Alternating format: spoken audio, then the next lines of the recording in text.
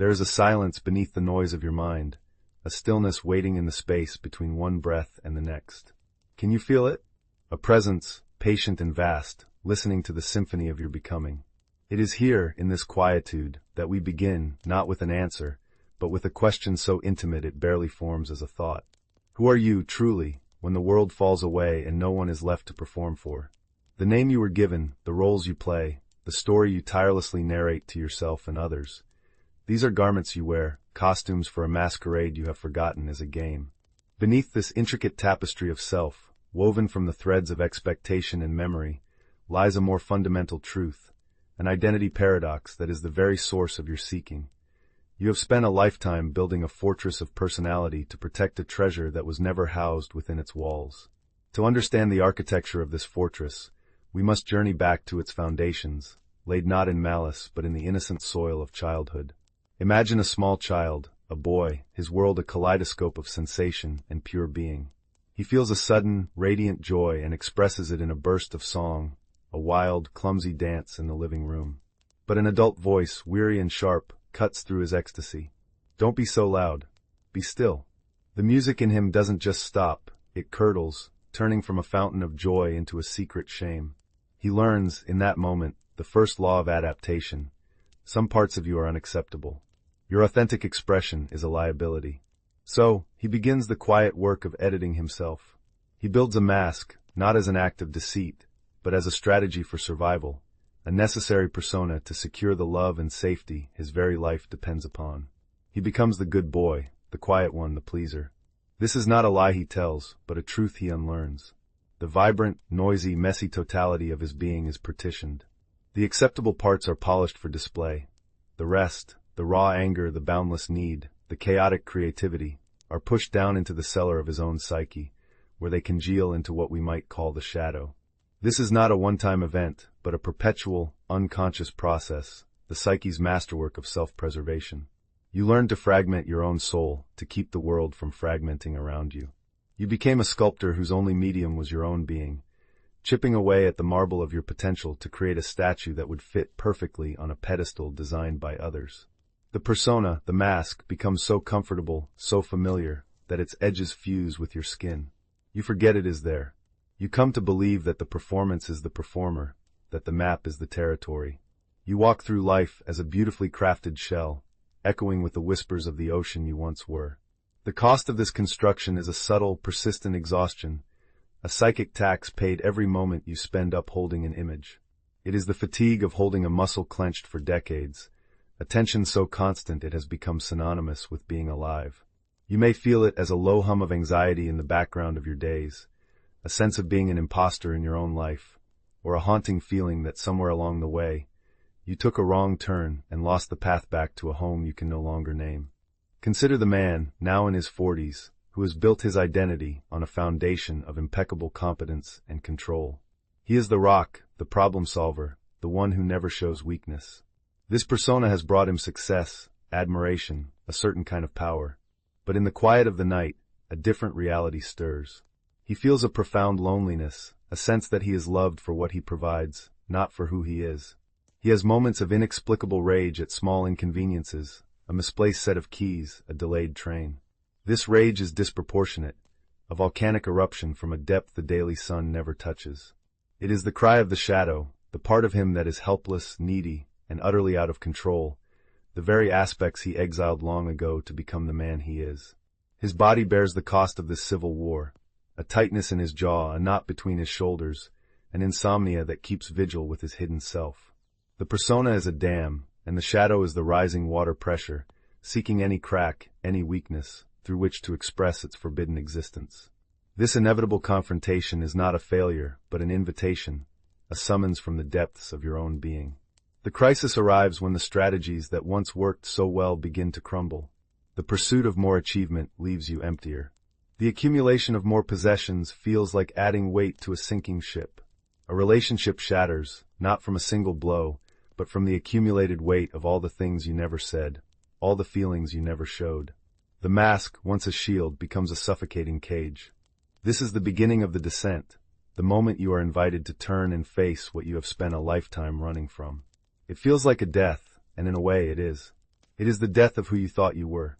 To approach this threshold requires a profound intellectual courage, a willingness to question everything, especially the foundational story of I. The journey into the shadow is not a descent into hell, but a homecoming to the parts of yourself you abandoned in the wilderness. It begins with a simple, terrifying act of noticing.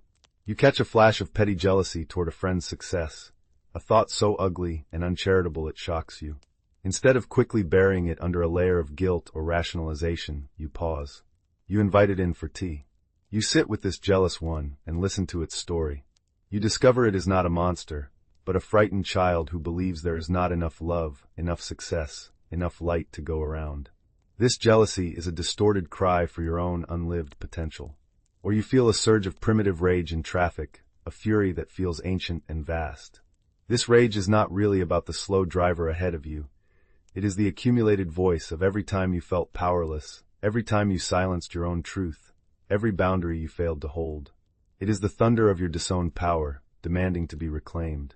This is delicate, sacred work. You are not becoming your rage or your jealousy.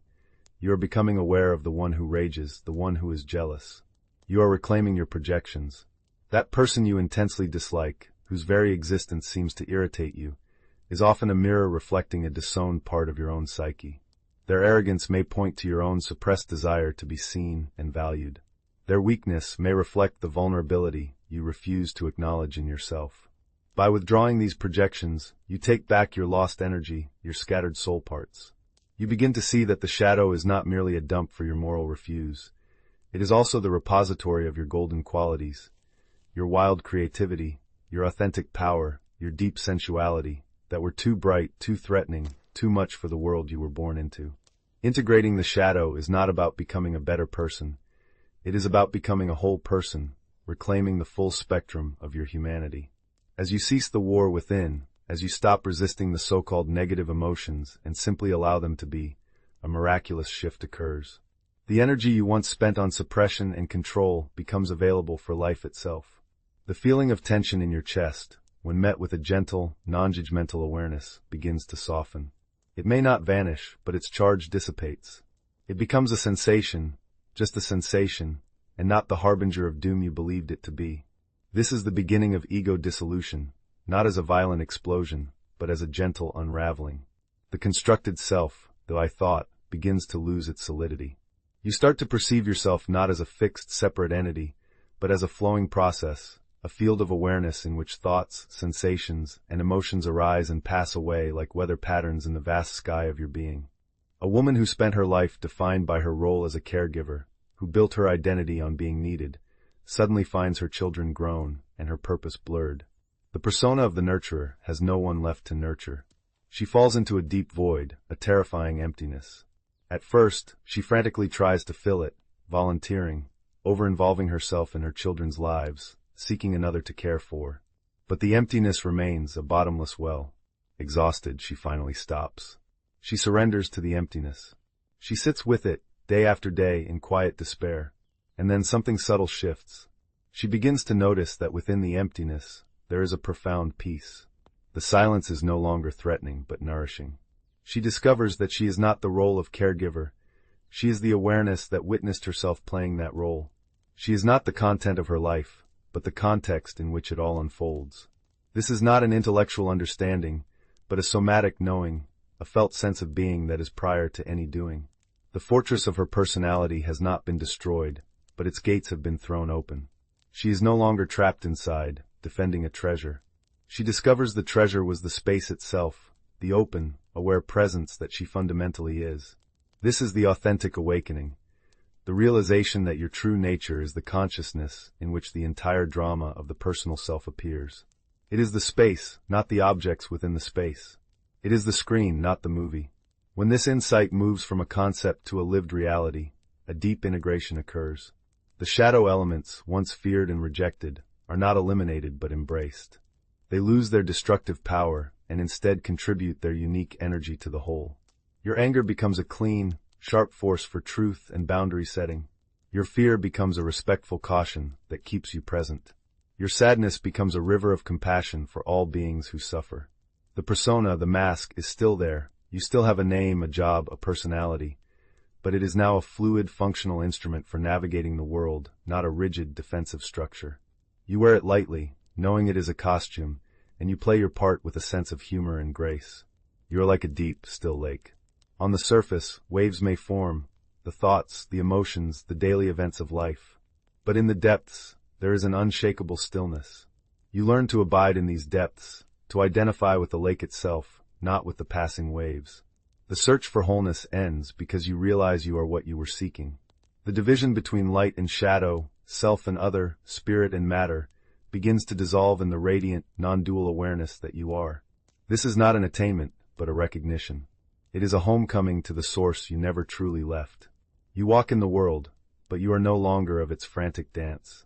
You engage with life fully, passionately, but with a secret smile, a knowing that the deepest peace is not dependent on any of it. You have met the darkness within, and, in doing so, you have discovered that it was never separate from the light. It was the light, in its most profound and mysterious form, waiting to be acknowledged, waiting to bring you back to the irreducible and magnificent truth of your own being, here and now, in this very breath, forever complete.